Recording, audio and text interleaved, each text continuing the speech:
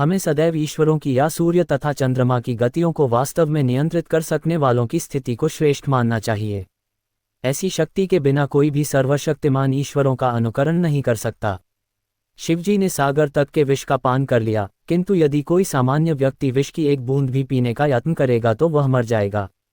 शिवजी के अनेक छद्म भक्त हैं जो गांजा तथा ऐसी ही अन्य मादक वस्तुओं का सेवन करते रहते हैं, किंतु वे ये भूल जाते हैं कि इस प्रकार शिवजी का अनुकरण करके वे अपनी मृत्यु को निकट बुला रहे हैं। इसी प्रकार भगवान कृष्ण के भी अनेक छद्म भक्त हैं जो भगवान की रासलीला या प्रेम नृत्य का अनुकरण करना चाहते हैं, किंतु ये भूल जाते हैं कि वे गोवर्धन पर्वत को धारण नहीं कर सकते। अतः सबसे अच्छा तो यही होगा कि लोग शक्तिमान का अनुकरण न करके केवल उनके उपदेशों का पालन करें, न ही बिना योग्यता के किसी को उनका स्थान ग्रहण करने का प्रयत्न करना चाहिए। ऐसे अनेक ईश्वर के अवतार हैं जिनमें भगवान की शक्ति नहीं होती। सक्ताः कर्मण्य विद्वांसो यथा कुर्वन्ति भारत कुर्याद विद्वांस तथा सक्तश्चिकीर्षुर्लोकसंग्रहम्। 25 भावार्थ, जिस प्रकार अज्ञानी जन फल की आसक्ति से कार्य करते हैं, उसी तरह विद्वान जनों को चाहिए कि वे लोगों को उचित पथ पर ले जाने के लिए अनासक्त रहकर कार्य करें। तात्पर्य, एक कृष्ण भावना भावित मनुष्य तथा एक कृष्ण भावनाहीन व्यक्ति में केवल इच्छाओं का भेद होता है। कृष्ण भावना भावित व्यक्ति कभी ऐसा कोई कार्य नहीं करता जो कृष्ण भावनामृत के विकास में सहायक न हो। यहाँ तक कि वह उस अज्ञानी पुरुष की तरह कर्म कर सकता है जो भौतिक कार्यों में अत्यधिक आसक्त रहता है, किंतु इनमें से एक ऐसे कार्य अपनी इंद्रिय तृप्ति के लिए करता है जबकि दूसरा कृष्ण की तुष्टि के लिए। अतः कृष्ण भावना भावित व्यक्ति को चाहिए कि वह लोगों को ये प्रदर्शित करे कि किस तरह कार्य किया जाता है और किस तरह कर्मफलों को कृष्ण भावनामृत कार्य में नियोजित किया जाता है। न बुद्धि भेदम जन्यत ज्ञाना कर्मसंज्ञानाम जोषयेत सर्वकर्माणि विद्वान्युक्तः समाचरन्। 26 भावार्थ, विद्वान व्यक्ति को चाहिए कि वह सकाम कर्मों में आसक्त अज्ञानी पुरुषों को कर्म करने से रोके नहीं ताकि उनके मन विचलित न हो, अपितु भक्तिभाव से कर्म करते हुए वह उन्हें सभी प्रकार के कार्यों में लगाए जिससे कृष्ण भावनामृत का क्रमिक विकास हो। तात्पर्य, वेदैशित सर्वैरह में वेद्य ये सिद्धांत संपूर्ण वैदिक अनुष्ठानों की पराकाष्ठा है। सारे अनुष्ठान, सारे यज्ञकृत्य तथा वेदों में भौतिक कार्यों के लिए जो भी निर्देश हैं, उन सबों समेत सारी वस्तुएं कृष्ण को जानने के निमित्त हैं जो हमारे जीवन के चरम लक्ष्य हैं। लेकिन चूंकि बद्धजीव इंद्रिय तृप्ति के अतिरिक्त और कुछ नहीं जानते, अतः वे वेदों का अध्ययन इसी दृष्टि से करते हैं, किंतु सकाम कर्मों तथा वैदिक अनुष्ठानों के द्वारा नियमित इंद्रिय तृप्ति के माध्यम से मनुष्य धीरे धीरे कृष्ण भावनामृत को प्राप्त होता है। अतः कृष्ण भावनामृत में स्वरूप सिद्ध जीव को चाहिए कि अन्यों को अपना कार्य करने या समझने में बाधा न पहुंचाए, अपितु उन्हें यह प्रदर्शित करे कि किस प्रकार सारे कर्मफल को कृष्ण की सेवा में समर्पित किया जा सकता है। कृष्ण भावना भावित विद्वान व्यक्ति इस तरह कार्य कर सकता है कि इंद्रिय तृप्ति के लिए कर्म करने वाले अज्ञानी पुरुष ये सीख ले कि किस तरह कार्य करना चाहिए और आचरण करना चाहिए। यद्यपि अज्ञानी पुरुष को उसके कार्यों में छेड़ना ठीक नहीं होता, परंतु यदि वह रंच भर भी कृष्ण भावना भावित है तो वह वैदिक विधियों की परवाह न करते हुए सीधे भगवान की सेवा में लग सकता है। ऐसे भाग्यशाली व्यक्ति को वैदिक अनुष्ठान करने की आवश्यकता नहीं रहती, क्योंकि प्रत्यक्ष कृष्ण भावनामृत के द्वारा उसे वे सारे फल प्राप्त हो जाते हैं जो उसे अपने कर्तव्यों के पालन करने से प्राप्त होते। प्रकृते क्रियमाणानि गुणः कर्माणि सर्वशः अहंकार विमूढ़ात्मा कर्ताहमिति मन्यते। 27 भावार्थ, जीवात्मा अहंकार के प्रभाव से मोहग्रस्त होकर अपने आप को समस्त कर्मों का कर्ता मान बैठता है, जबकि वास्तव में वे प्रकृति के तीनों गुणों द्वारा संपन्न किए जाते हैं। तात्पर्य, दो व्यक्ति जिनमें से एक कृष्ण भावना भावित है और दूसरा भौतिक चेतना वाला है, समान स्तर पर कार्य करते हुए समान पद पर प्रतीत हो सकते हैं, किंतु उनके पदों में आकाश पाताल का अंतर रहता है। भौतिक चेतना वाला व्यक्ति अहंकार के कारण आश्वस्त रहता है कि वही सभी वस्तुओं का कर्ता है। वह ये नहीं जानता कि शरीर की रचना प्रकृति द्वारा हुई है जो परमेश्वर की अध्यक्षता में कार्य करती है। भौतिकतावादी व्यक्ति यह नहीं जानता कि अंततोगत्वा वह कृष्ण के अधीन है। अहंकारवश ऐसा व्यक्ति हर कार्य को स्वतंत्र रूप से करने का श्रेय लेना चाहता है और यही है उसके अज्ञान का लक्षण। उसे यह ज्ञात नहीं कि उसके स्थूल तथा सूक्ष्म शरीर की रचना प्रकृति द्वारा भगवान की अध्यक्षता में की गई है, अतः उसके सारे शारीरिक तथा मानसिक कार्य कृष्ण भावनामृत में रहकर कृष्ण की सेवा में तत्पर होने चाहिए। अज्ञानी व्यक्ति यह भूल जाता है कि भगवान ऋषिकेश कहलाते हैं, अर्थात वे शरीर की इंद्रियों के स्वामी हैं। इंद्रिय तृप्ति के लिए इंद्रियों का निरंतर उपयोग करते रहने से वह अहंकार के कारण वस्तुतः मोहग्रस्त रहता है, जिससे वह कृष्ण के साथ अपने शाश्वत संबंध को भूल जाता है। तत्त्ववित्तु महाबाहो गुणकर्म विभागयोः गुणा गुणेषु वर्तन्तेति मत्वा न सज्जते। 28 भावार्थ। हे महाबाहो, भक्तिभाव में कर्म तथा सकौम कर्म के भेद को भलीभांति जानते हुए जो परम सत्य को जानने वाला है, वह कभी भी अपने आप को इंद्रियों में तथा इंद्रिय तृप्ति में नहीं लगाता। तात्पर्य, परम सत्य को जानने वाला भौतिक संगति में अपनी विषम स्थिति को जानता है। वह जानता है कि वह भगवान कृष्ण का अंश है और उसका स्थान इस भौतिक सृष्टि में नहीं होना चाहिए। वह अपने वास्तविक स्वरूप को भगवान के अंश के रूप में जानता है जो सच्चित आनंद है, और उससे यह अनुभूति होती रहती है कि मैं किसी कारण से देहात्म बुद्धि में फंस चुका हूँ। अपने अस्तित्व की शुद्ध अवस्था में उसे सारे कार्य भगवान कृष्ण की सेवा में नियोजित करने चाहिए। फलतः वह अपने आप को कृष्ण भावनामृत के कार्यों में लगाता है और भौतिक इंद्रियों के कार्यों के प्रति स्वभावतः अनासक्त हो जाता है, क्योंकि ये परिस्थितिजन्य तथा अस्थायी हैं। वह जानता है कि उसके जीवन की भौतिक दशा भगवान के नियंत्रण में है, फलतः वह सभी प्रकार के भौतिक बंधनों से विचलित नहीं होता, क्योंकि वह इन्हें भगवत कृपा मानता है। श्रीमद् भागवत के अनुसार जो व्यक्ति परम सत्य को ब्रह्म, परमात्मा तथा श्री भगवान इन तीन विभिन्न रूपों में जानता है, वह तत्वविद कहलाता है, क्योंकि वह परमेश्वर के साथ अपने वास्तविक संबंध को भी जानता है। प्रकृतिर्गुण सम्मूढ़ा सज्जन्ते गुणकर्मसु तान् कृत्स्त्रविदो मंदान् कृत्स्नविन् विचाल्येत। 29 भावार्थ। माया के गुणों से मोहग्रस्त होने पर अज्ञानी पुरुष पूर्णतया भौतिक कार्यों में संलग्न रहकर उनमें आसक्त हो जाते हैं। यद्यपि उनके ये कार्य उनमें ज्ञानाभाव के कारण अधम होते हैं, किंतु ज्ञानी को चाहिए कि उन्हें विचलित न करे। तात्पर्य, अज्ञानी मनुष्य स्थूल भौतिक चेतना से और भौतिक उपाधियों से पूर्ण रहते हैं। ये शरीर प्रकृति की देन है, और जो व्यक्ति शारीरिक चेतना में अत्यधिक आसक्त होता है वह मंद अर्थात आलसी कहा जाता है।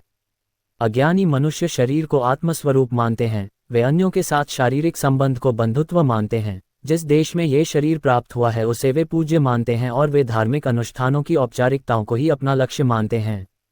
ऐसे भौतिकताग्रस्त उपाधिधारी पुरुषों के कुछ प्रकार के कार्यों में सामाजिक सेवा, राष्ट्रीयता तथा परोपकार हैं। ऐसी उपाधियों के चक्कर में वे सदैव भौतिक क्षेत्र में व्यस्त रहते हैं। उनके लिए आध्यात्मिक बोध मिथ्या है, अतः वे इसमें रुचि नहीं लेते। किंतु जो लोग आध्यात्मिक जीवन में जागरूक हैं, उन्हें चाहिए कि इस तरह भौतिकता में मग्न व्यक्तियों को विचलित न करें। अच्छा तो यही होगा कि वे शांत भाव से अपने आध्यात्मिक कार्यों को करें। ऐसे मोहग्रस्त व्यक्ति अहिंसा जैसे जीवन के मूलभूत नैतिक सिद्धांतों तथा इसी प्रकार के परोपकारी कार्यों में लगे हो सकते हैं। जो लोग अज्ञानी हैं वे कृष्ण भावनामृत के कार्यों को समझ नहीं पाते, अतः भगवान कृष्ण हमें उपदेश देते हैं कि ऐसे लोगों को विचलित न किया जाए और व्यर्थ ही मूल्यवान समय नष्ट न किया जाए। किंतु भगवत भक्त भगवान से भी अधिक दयालु होते हैं, क्योंकि वे भगवान के अभिप्राय को समझते हैं। फलतः वे सभी प्रकार के संकट झेलते हैं, यहाँ तक कि वे इन अज्ञानी पुरुषों के पास जाकर उन्हें कृष्ण भावनामृत के कार्यों में प्रवृत्त करने का प्रयास करते हैं, जो मानव के लिए परमावश्यक है। मयि सर्वाणि कर्माणि सन्न्यस्याध्यात्मचेतसा निराशीर्निर्ममो भूत्वा युध्यस्व विगतज्वरः। 30 भावार्थ। अतः हे अर्जुन, अपने सारे कार्यों को मुझ में समर्पित करके मेरे पूर्ण ज्ञान से युक्त होकर, लाभ की आकांक्षा से रहित, स्वामित्व के किसी दावे के बिना तथा आलस्य से रहित होकर युद्ध करो। तात्पर्य, ये श्लोक भगवद गीता के प्रयोजन को स्पष्टतया इंगित करने वाला है। भगवान की शिक्षा है कि स्वधर्म पालन के लिए सैन्य अनुशासन के सदृश पूर्णतया कृष्ण भावना भावित होना आवश्यक है। ऐसे आदेश से कुछ कठिनाई उपस्थित हो सकती है, फिर भी कृष्ण के आश्रित होकर स्वधर्म का पालन करना ही चाहिए, क्योंकि यह जीव की स्वाभाविक स्थिति है। जीव भगवान के सहयोग के बिना सुखी नहीं हो सकता, क्योंकि जीव की नित्य स्वाभाविक स्थिति ऐसी है कि भगवान की इच्छाओं के अधीन रहा जाए। अतः श्री कृष्ण ने अर्जुन को युद्ध करने का इस तरह आदेश दिया मानो भगवान उसके सेनानायक हों। परमेश्वर की इच्छा के लिए मनुष्य को सर्वस्व की बलि करनी होती है और साथ ही स्वामित्व जताए बिना स्वधर्म का पालन करना होता है। अर्जुन को भगवान के आदेश का मात्र पालन करना था। परमेश्वर समस्त आत्माओं के आत्मा हैं, अतः जो पूर्णतया परमेश्वर पर आश्रित रहता है, या दूसरे शब्दों में जो पूर्णतया कृष्ण भावना भावित है, वह अध्यात्मचित्त कहलाता है। निराशी का अर्थ है स्वामी के आदेशानुसार कार्य करना, किंतु फल की आशा न करना। कोषाध्यक्ष अपने स्वामी के लिए लाखों रुपये गिन सकता है, किंतु इसमें से वह अपने लिए एक पैसा भी नहीं चाहता। इसी प्रकार मनुष्य को ये समझना चाहिए कि इस संसार में किसी व्यक्ति का कुछ भी नहीं है, सारी वस्तुएं परमेश्वर की हैं। मयि अर्थात मुझमें का वास्तविक तात्पर्य यही है। और जब मनुष्य इस प्रकार से कृष्ण भावनामृत में कार्य करता है तो वह किसी वस्तु पर अपने स्वामित्व का दावा नहीं करता। ये भावनामृत निर्मम अर्थात मेरा कुछ नहीं है कहलाता है। यदि ऐसे कठोर आदेश को, जो शारीरिक संबंध में तथाकथित बंधुत्व भावना से रहित है, पूरा करने में कुछ झिझक हो तो उसे दूर कर देना चाहिए। इस प्रकार मनुष्य विगत ज्वर अर्थात ज्वर या आलस्य से रहित हो सकता है। अपने गुण तथा स्थिति के अनुसार प्रत्येक व्यक्ति को विशेष प्रकार का कार्य करना होता है और ऐसे कर्तव्यों का पालन कृष्ण भावना भावित होकर किया जा सकता है। इससे मुक्ति का मार्ग प्रशस्त हो जाएगा। ये में मतमिदम नित्यमनुतिष्ठन्ति मानवाः श्रद्धावंतों सुयंतो मुच्यन्ते तेपि कर्मभेः। 31 भावार्थ, जो व्यक्ति मेरे आदेशों के अनुसार अपना कर्तव्य करते रहते हैं और ईर्ष्या रहित होकर इस उपदेश का श्रद्धापूर्वक पालन करते हैं, वे सकौम कर्मों के बंधन से मुक्त हो जाते हैं। तात्पर्य, श्री भगवान कृष्ण का उपदेश समस्त वैदिक ज्ञान का सार है, अतः किसी अपवाद के बिना यह शाश्वत सत्य है। जिस प्रकार वेद शाश्वत हैं, उसी प्रकार कृष्ण भावनामृत का ये सत्य भी शाश्वत है। मनुष्य को चाहिए कि भगवान से ईर्ष्या किए बिना इस आदेश में दृढ़ विश्वास रखे। ऐसे अनेक दार्शनिक हैं जो भगवद गीता पर टीका रचते हैं, किंतु कृष्ण में कोई श्रद्धा नहीं रखते। वे कभी भी सकौम कर्मों के बंधन से मुक्त नहीं हो सकते। किंतु एक सामान्य पुरुष भगवान के इन आदेशों में दृढ़ विश्वास करके कर्म नियम के बंधन से मुक्त हो जाता है, भले ही वह इन आदेशों का ठीक से पालन न कर पाए। कृष्ण भावनामृत के प्रारंभ में भले ही कृष्ण के आदेशों का पूर्णतया पालन न हो पाए, किंतु चूंकि मनुष्य इस नियम से रुष्ट नहीं होता और पराजय तथा निराशा का विचार किए बिना निष्ठापूर्वक कार्य करता है, अतः वह विशुद्ध कृष्ण भावनामृत को प्राप्त होता है। ये त्वेतदभ्यसूयन्तो नानुतिष्ठन्ति मे मतम् सर्वज्ञान विमूढ़ास्तान विद्धि नष्टान चेतस। 32 भावार्थ, किंतु जो ईर्ष्यावश इन उपदेशों की उपेक्षा करते हैं और इनका पालन नहीं करते, उन्हें समस्त ज्ञान से रहित, दिग्भ्रमित तथा सिद्धि के प्रयासों में नष्ट भ्रष्ट समझना चाहिए। तात्पर्य, यहाँ पर कृष्ण भावना भावित न होने के दोष का स्पष्ट कथन है। जिस प्रकार परम अधिशासी की आज्ञा के उल्लंघन के लिए दंड होता है, उसी प्रकार भगवान के आदेश के प्रति अवज्ञा के लिए भी दंड है। अवज्ञाकारी व्यक्ति चाहे कितना ही बड़ा क्यों न हो, वह शून्य हृदय होने से आत्मा के प्रति तथा परब्रह्म परमात्मा एवं श्री भगवान के प्रति अनभिज्ञ रहता है। अतः ऐसे व्यक्ति से जीवन की सार्थकता की आशा नहीं की जा सकती। सदृशम चेष्टते स्वस्याः प्रकृतेर्ज्ञानवानपि प्रकृति यान्ति भूतानि निग्रह किं करिष्यति। 33 भावार्थ, ज्ञानी पुरुष भी अपनी प्रकृति के अनुसार कार्य करता है, क्योंकि सभी प्राणी तीनों गुणों से प्राप्त अपनी प्रकृति का ही अनुसरण करते हैं। भला दमन से क्या हो सकता है। तात्पर्य, कृष्ण भावनामृत के दिव्य पद पर स्थित हुए बिना प्रकृति के गुणों के प्रभाव से मुक्त नहीं हुआ जा सकता, जैसा कि स्वयं भगवान ने 7वें अध्याय में 7.14 कहा है। अतः सांसारिक धरातल पर बड़े से बड़े शिक्षित व्यक्ति के लिए केवल सैद्धांतिक ज्ञान से आत्मा को शरीर से पृथक करके माया के बंधन से निकल पाना असंभव है।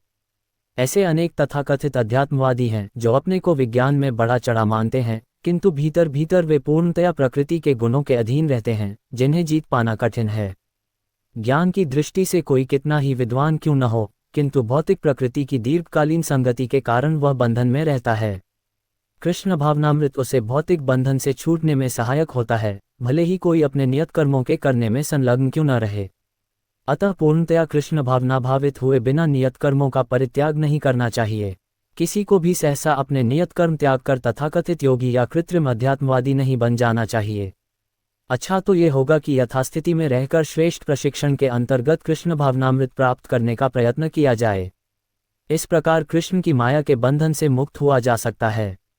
इंद्रियस्येन्द्रियस्यार्थे रागद्वेषौ व्यवस्थितः तयोन वशमागच्छेत् तो ह्यस्य परिपन्थिनो। 34 भावार्थ, प्रत्येक इंद्रिय तथा उसके विषय से संबंधित राग द्वेष को व्यवस्थित करने के नियम होते हैं। मनुष्य को ऐसे राग तथा द्वेष के वशीभूत नहीं होना चाहिए, क्योंकि ये आत्म साक्षात्कार के मार्ग में अवरोधक हैं।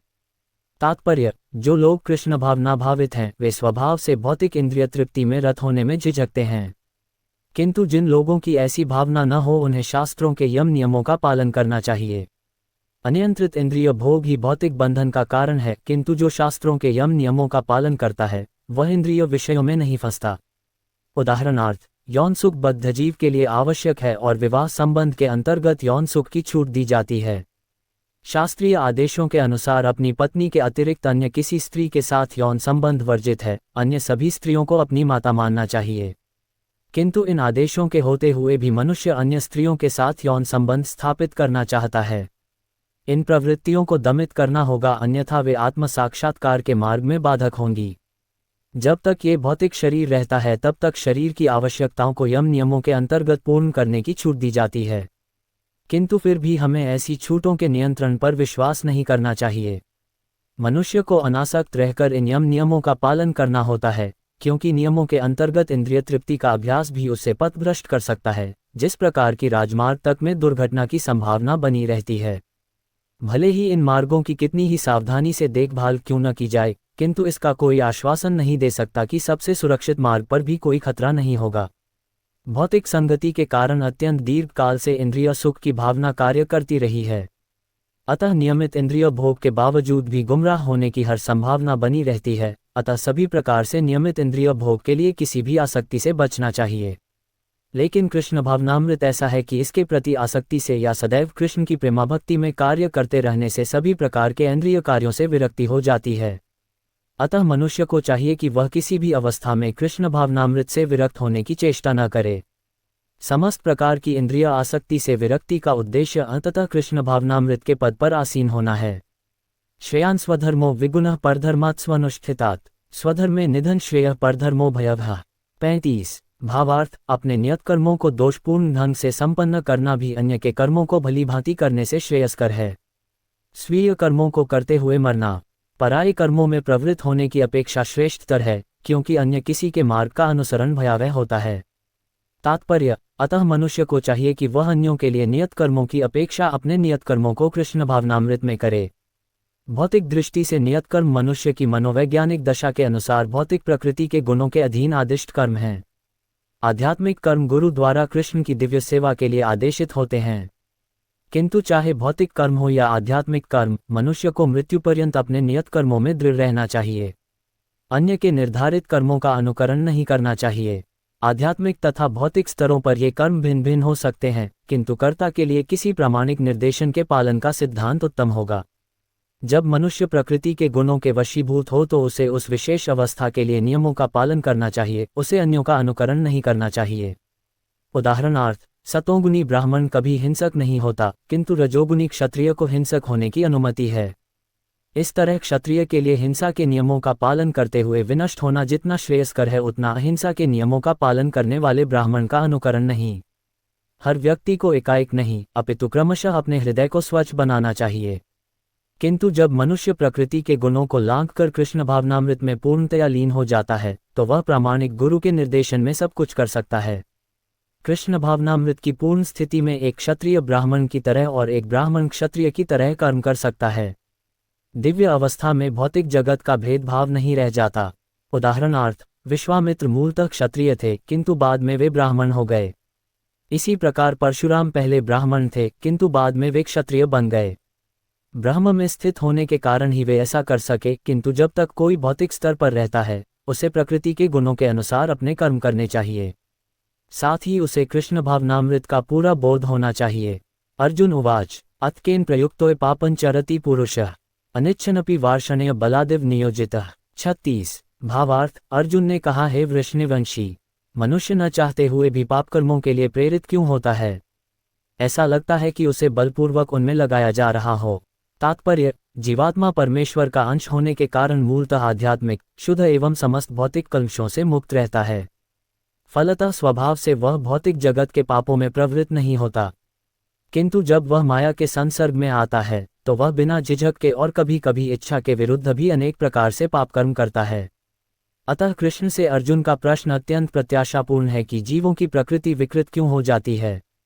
यद्यपि कभी कभी जीव कोई पाप नहीं करना चाहता, किंतु उसे ऐसा करने के लिए बाध्य होना पड़ता है।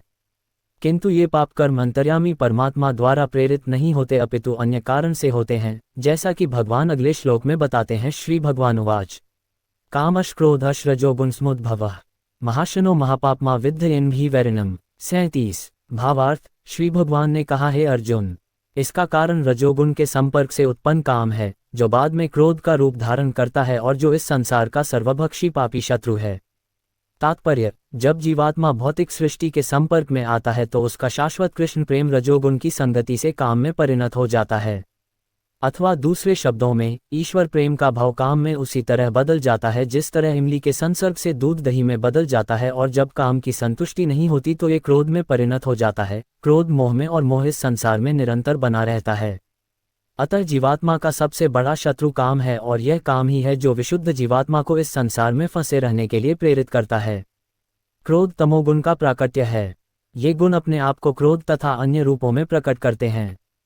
अतः यदि रहने तथा कार्य करने की विधियों द्वारा रजोगुण को तमोगुण में न गिरने देकर सतोगुण तक ऊपर उठाया जाए तो मनुष्य को क्रोध में पतित होने से आध्यात्मिक आसक्ति के द्वारा बचाया जा सकता है। अपने नित्य वर्धमान चिदानंद के लिए भगवान ने अपने आप को अनेक रूपों में विस्तारित कर लिया, और जीवात्माएं उनके इस चिदानंद के ही अंश हैं। उनको भी आंशिक स्वतंत्रता प्राप्त है, किंतु अपनी इस स्वतंत्रता का दुरुपयोग करके जब वे सेवा को इंद्रिय सुख में बदल देती हैं तो वे काम की चपेट में आ जाती हैं। भगवान ने इस सृष्टि की रचना जीवात्माओं के लिए इन कामपूर्ण रुचियों की पूर्ति हेतु सुविधा प्रदान करने के निमित्त की, और जब जीवात्माएं दीर्घकाल तक काम कर्मों में फंसे रहने के कारण पूर्णतया ऊब जाती हैं तो वे अपना वास्तविक स्वरूप जानने के लिए जिज्ञासा करने लगती हैं। यही जिज्ञासा वेदांत सूत्र का प्रारंभ है, जिसमें ये कहा गया है, अथा तो ब्रह्म जिज्ञासा मनुष्य को परम तत्व की जिज्ञासा करनी चाहिए। और इस परम तत्व की परिभाषा श्रीमद् भागवत में इस प्रकार दी गई है, जन्माद्यस्य यतन्वयादितृतश्च, सारी वस्तुओं का उद्गम परब्रह्म है। अतः काम का उद्गम भी परब्रह्म से हुआ। अतः यदि काम को भगवत प्रेम में या कृष्ण भावना में परिणत कर दिया जाए, या दूसरे शब्दों में कृष्ण के लिए ही सारी इच्छाएं हों, तो काम तथा क्रोध दोनों ही आध्यात्मिक बन सकेंगे। भगवान राम के अनन्य सेवक हनुमान ने रावण की स्वर्णपुरी को जलाकर अपना क्रोध प्रकट किया, किंतु ऐसा करने से वे भगवान के सबसे बड़े भक्त बन गए। यहाँ पर भी श्री कृष्ण अर्जुन को प्रेरित करते हैं कि वह शत्रुओं पर अपना क्रोध भगवान को प्रसन्न करने के लिए दिखाए। अतः काम तथा क्रोध कृष्ण भावनामृत में प्रयुक्त होने पर हमारे शत्रु न रहकर मित्र बन जाते हैं। धूमेनाव्रियते वह्निर्यथादर्शो मलेंच यथोल्बेनावृतो गर्भस् तथा तेनेदमावृतम। 38 भावार्थ, जिस प्रकार अग्नि धुएं से, दर्पण धूल से अथवा भ्रूण गर्भाशय से आवृत रहता है, उसी प्रकार जीवात्मा इस काम की विभिन्न मात्राओं से आवृत रहता है। तात्पर्य, जीवात्मा के आवरण की 3 कोटियां हैं जिनसे उसकी शुद्ध चेतना धूमिल होती है। यह आवरण काम ही है जो विभिन्न स्वरूपों में होता है, यथा अग्नि में धुआं, दर्पण पर धूल तथा भ्रूण पर गर्भाशय। जब काम की उपमा धूम से दी जाती है तो ये समझना चाहिए कि जीवित स्फुलिंग की अग्नि कुछ कुछ अनुभवगम्य है। दूसरे शब्दों में, जब जीवात्मा अपने कृष्ण भावनामृत को कुछ कुछ प्रकट करता है तो उसकी उपमा धुएं से आवृत अग्नि से दी जा सकती है।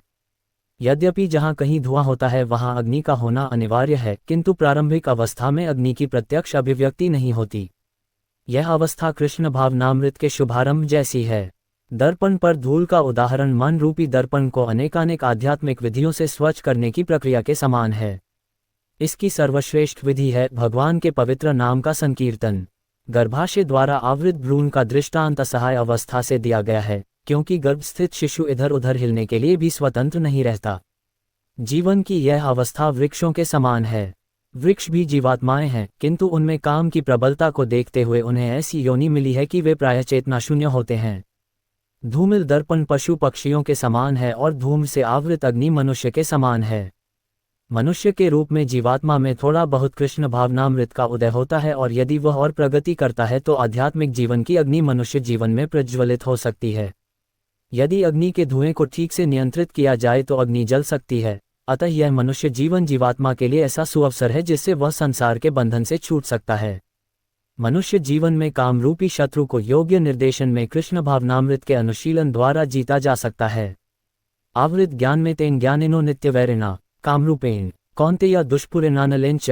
39 भावार्थ, इस प्रकार ज्ञानमय जीवात्मा की शुद्ध चेतना उसके काम रूपी नित्य शत्रु से ढकी रहती है, जो कभी भी तुष्ट नहीं होता और अग्नि के समान जलता रहता है।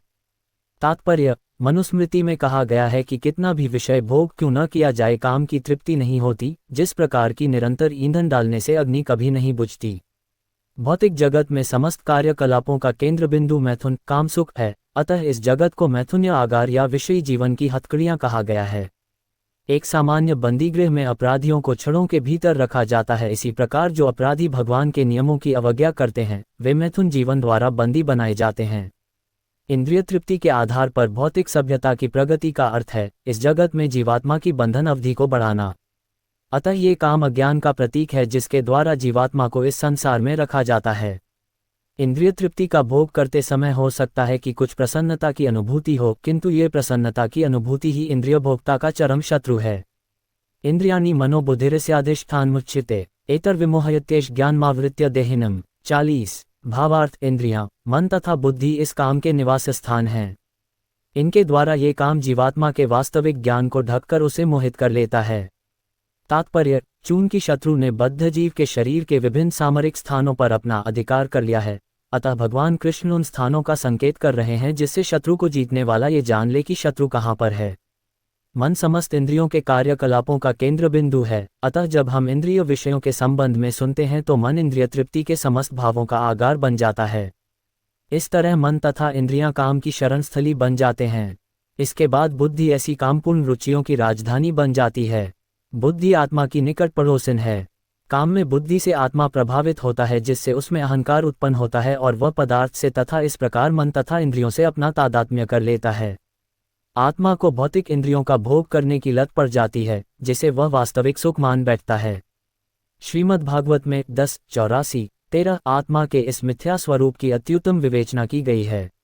यस्यात्मबुधिर कुंपे त्रिधा तुके स्वधि कलत्रादिषु भौमिज्यधि या तीर्थबुधिर सलिले न करहिचिजनेष्वभिज्ञेषु स एव गोखरः। जो मनुष्य इस त्रिधातु निर्मित शरीर को आत्मस्वरूप जान बैठता है, जो देह के विकारों को स्वजन समझता है, जो जन्मभूमि को पूज्य मानता है और जो तीर्थस्थलों की यात्रा दिव्य ज्ञान वाले पुरुष से भेंट करने के लिए नहीं अपितु स्नान करने के लिए करता है, उसे गधा या बैल के समान समझना चाहिए।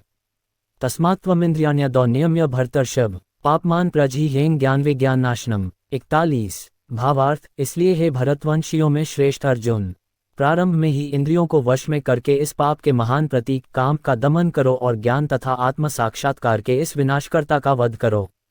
तात्पर्य, भगवान ने अर्जुन को प्रारंभ से ही इंद्रिय संयम करने का उपदेश दिया जिससे वह सबसे पापी शत्रु काम का दमन कर सके, जो आत्म साक्षात्कार तथा आत्मज्ञान की उत्कंठा को विनष्ट करने वाला है।